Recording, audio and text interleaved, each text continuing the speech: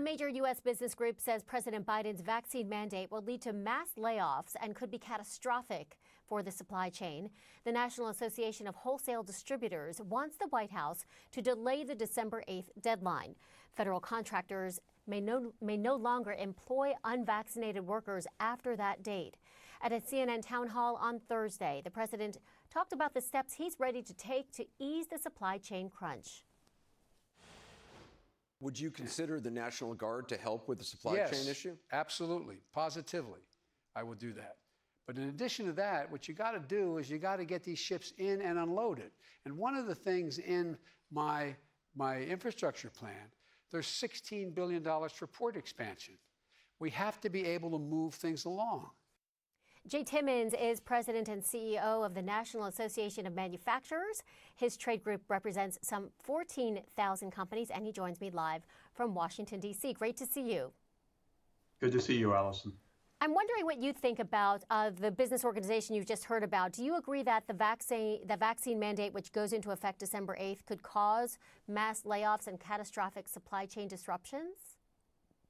I think what we've seen is that the more information that is available on the efficacy of vaccines and how it saves lives has really encouraged folks to get a vaccination and to not only keep themselves and their families safe, but also their coworkers. I think when we're looking at the supply chain issues, Allison, probably the number one issue that we're seeing in manufacturing is frankly, the skills gap that we have, the fact that we have 900,000 open jobs in manufacturing today. So that is slowing down our ability to produce and manufacture the products that we need for everyday life, which is why the NAM has kicked off our Creators Wanted campaign to attract and inspire the next generation of manufacturing workers. Yeah, there is a struggle to attract workers in the manufacturing industry. Is there an industry-wide push to improve working conditions, improve that shift work that many are doing and raise wages? Well, the great news about manufacturing, back in 2017, when we were able to achieve the significant tax reforms that we'd been asking for 30 years, really, when we were able to get those tools, we promised that manufacturers would invest more in America, we would hire more American workers, and we would raise wages and benefits. We've kept those promises. We've had record investment in job creation over the last several years, and in the last 12 months, we had higher wage growth than we've had in this country since 1982. That's almost a 40-year record. So we're doing really well at really making manufacturing even more attractive than it already is. It's already a very exciting industry to be involved in. But with that, we need to make sure that we're doing the right things in Washington, like not raising taxes and costs on manufacturing, which makes it harder to invest in America and create jobs right here in this country. Part of the problem in the supply chain is that U.S. companies have moved their manufacturing assets. They've moved them outside the U.S. to access cheaper labor. Do you see companies reversing course because of this supply chain crisis we're in, meaning bringing manufacturing back to the U.S.? Yeah, Allison. So let me just tell you, going back to those tax cuts in 2017, that was really rocket fuel for the manufacturing economy. That's why you saw such record investment and job creation here.